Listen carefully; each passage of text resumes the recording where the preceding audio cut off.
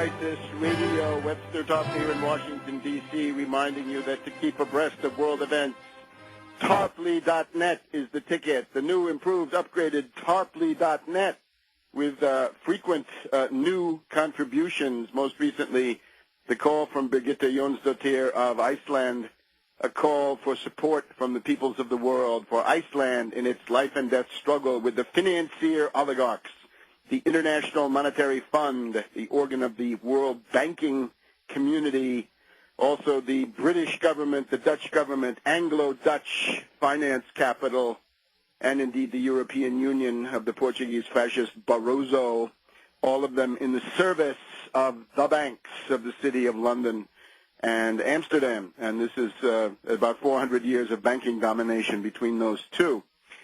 We're trying to call on all forces of goodwill, leftists, of course, in particular, people who have read that Matt Taibbi article in Rolling Stone and understood the unfathomable evil of Goldman Sachs. And again, don't forget J.P. Morgan Chase, Morgan Stanley, Citibank, Bank of New York, Mellon, Wells Fargo, and a few others.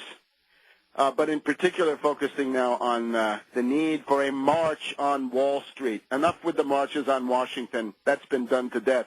That point has been made. Let's get the march on Goldman Sachs. There was indeed a low-level march on Goldman Sachs back in September. The Stella d'Oro bakery workers from the Bronx, I believe, did something vis-a-vis Goldman Sachs. But now it's time for something to make this point. And the atmospherics are going to be a cascade of unbelievable greed in the form of the bonuses of the various financial institutions that have all been bailed out by you, the patsy fall guy who pays taxes to this regime. And again, the problem with the regime is it's a banker's regime. Federal government could be, and indeed has been in the past, a powerful tool against the banks. And that's what we want to look into now. What are the chances of doing that? Tea Party people, if you think you're going to take some power in Washington, the only way you'll succeed in doing what you really want to do is if you break the power of Wall Street over Washington. That is the heart of your problem. The problem with Washington is that Wall Street runs it.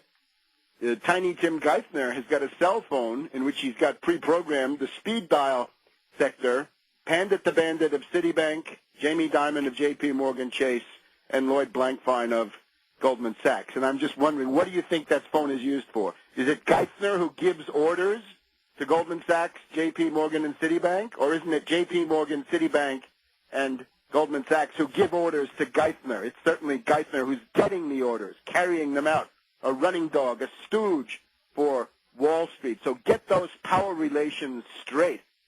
Now, in the case of AIG, they were given, and the initial tranche is about $180 billion, I think. So what did they do with that money?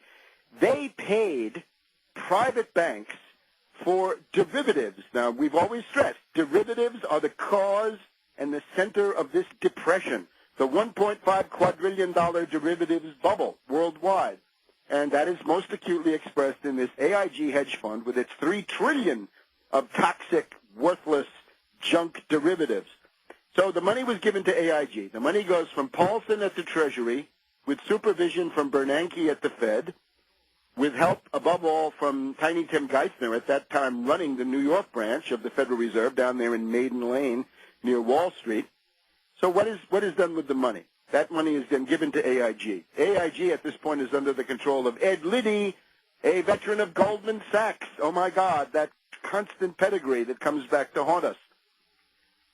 So what is done by AIG with the money? Well, first of all, they give $13 billion to Goldman Sachs. They pay off the AIG derivatives at 100 cents on the dollar, full value. There was no market in the world where that could have been obtained. So if you love the free market, you've got to be against this one.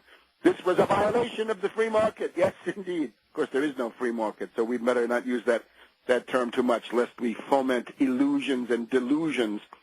You can put the free market over there with the tooth fairy and the rest of them. Goldman Sachs got $13 billion, full payment. Merrill Lynch got $7 billion. Merrill Lynch, of course, was in the process of being absorbed. They were going out of business and then were absorbed by Bank of America. Bank of America directly got $5.2 billion. Citibank got $2.3 billion, And Wachovia, another one that was in the process of going down, they're going to be absorbed by Wells Fargo, $1.5 billion. So U.S. banks directly from AIG got $29 billion for derivatives, credit default swaps, collateralized debt obligations, and the rest of them. But that's not all. Then came the foreign banks, and this is where the indignation should be rising to the level of a fast rolling boil.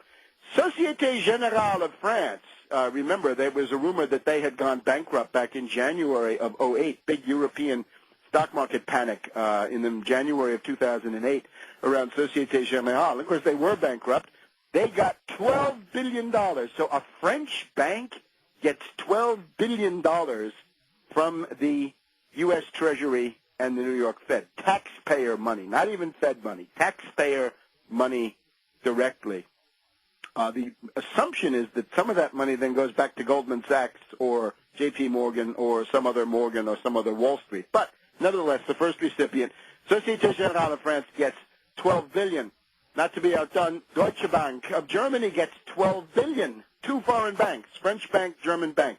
Barclays Bank of Great Britain gets $8.5 billion. Union Bank of Switzerland, UBS, gets $5 billion. So this is even more. This is $38 billion to foreign banks. $29 billion to the Wall Street gang, $38 billion to foreign derivatives bankers. All right. So this became known in the spring of 2009. But we're now back in November, December of 2008. At this point, AIG is required under the Securities Act of 1933 to make a filing, I think it's called Schedule A, in which they detail precisely these payments. This is obligatory by law.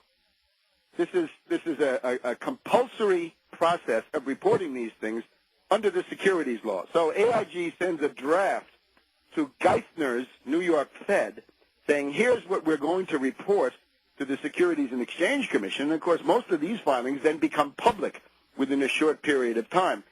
Geithner's New York Fed, through various stooges, lawyers, and other agents of Geithner, write back to AIG saying, don't do it, conceal it, commit a federal crime under the Securities Act of 1933 by hiding the amount you've paid to Wall Street and to these foreign banks, a total of $67 billion. This is not chump change. This is not chicken feed. This is not peanuts. This is big bucks. Geithner's New York Fed is therefore implicated up to his eyebrows in a conspiracy to violate the Securities Act of 1933. We demand a special prosecutor to investigate Geithner and put him in jail along with other New York Fed officials, and Bernanke and Cohn of the Central Federal Reserve, who must have known about this. Back in a minute.